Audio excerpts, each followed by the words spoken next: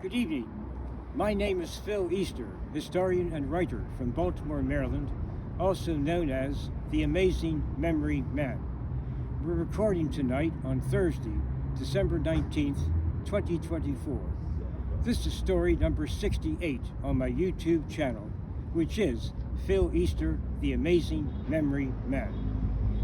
We're recording tonight in the Mount Vernon Place area of Baltimore, in particular in front of the Washington Monument. I lived in this area for most of the first 34 years of my life. I was born at Mercy Hospital, just a few blocks from here, and lived in two different apartment buildings within sight of this beautiful monument for many years. We're pausing a moment, a car is coming by. We're filming this at night and there's still some traffic in the area. But I enjoyed living in this area. We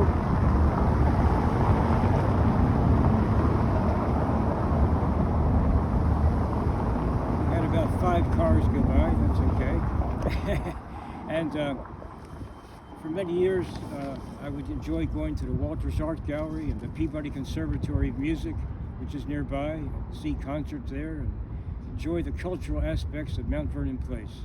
When I was a little boy, after school, every Wednesday, I would go to the Walters and hear stories of Greek mythology, but also several times walked up the steps of this beautiful monument, which was constructed between the years 1815 and 1829. The cornerstone was laid on July 4th, 1815, and most of the monument was completed in 1829. However, a few years later, in 1838, various inscriptions of George Washington's life and career were added to the monument, including his birth and death dates, which are correct, of 22nd February 1732, and his death date of 14 December 1799. Those are correct.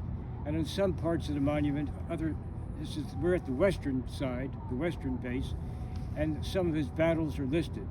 However, on Monday, April 29th, 1985, I was walking by the Washington Monument at about 4 o'clock in the afternoon with my mom. At that time, my mom was 70 and she had Parkinson's disease, but we would go out for a short walk several days a week. And on this particular day, a car is coming. I would ask,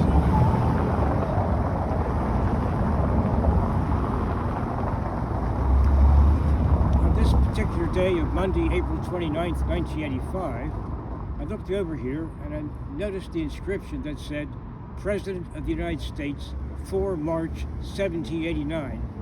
And I said exactly, oh my God, it's wrong. And my mom said to me, oh Philip, it must be right, it's on a monument. I said, no. I read 5 months earlier, in November of 1984, I was reading a book about George Washington, and I learned that his inauguration date was April 30th, 1789. So the builders of the monument got it wrong, apparently, or those who put the inscriptions up in 1838, at least by then. And so for about 147 years, I guess they went unnoticed until I did on that April day in 1985. So I would ask my filmmaker to please go up and take a close-up of that inscription.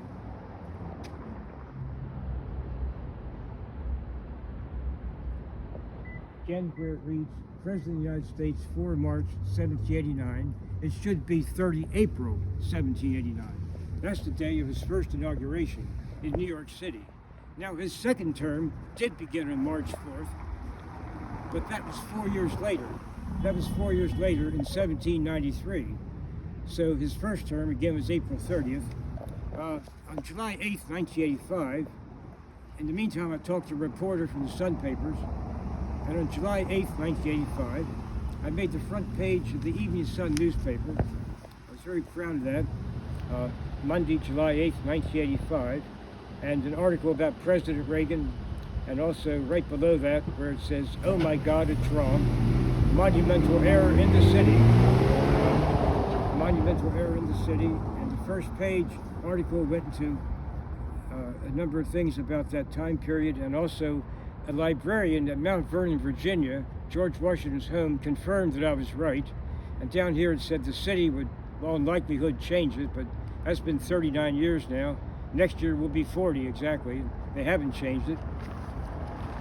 I think at least what they could do is, if it's too hard to change that actual inscription,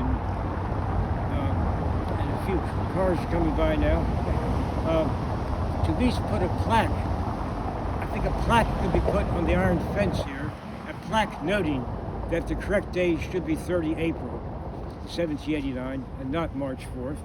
But the second page of the article also went into many examples of many dates that I've memorized. Even then, at age 32, I already memorized something for about 320 days of the year, and since then I've learned something for at least one event I know by memory without looking any notes in front of me for every single day of the calendar year.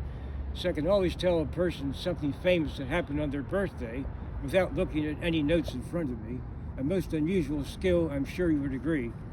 And here's my photo in front of the monument here, and I was 32 years old then.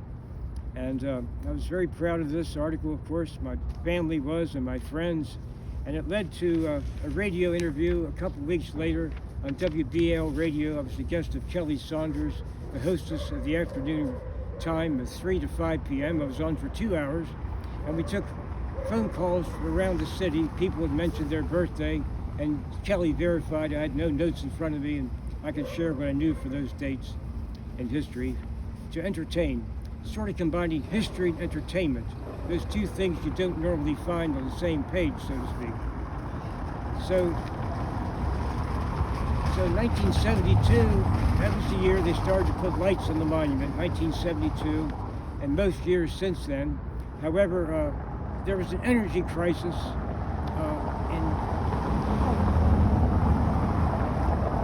a few more cars are coming by, folks. Hard to hear.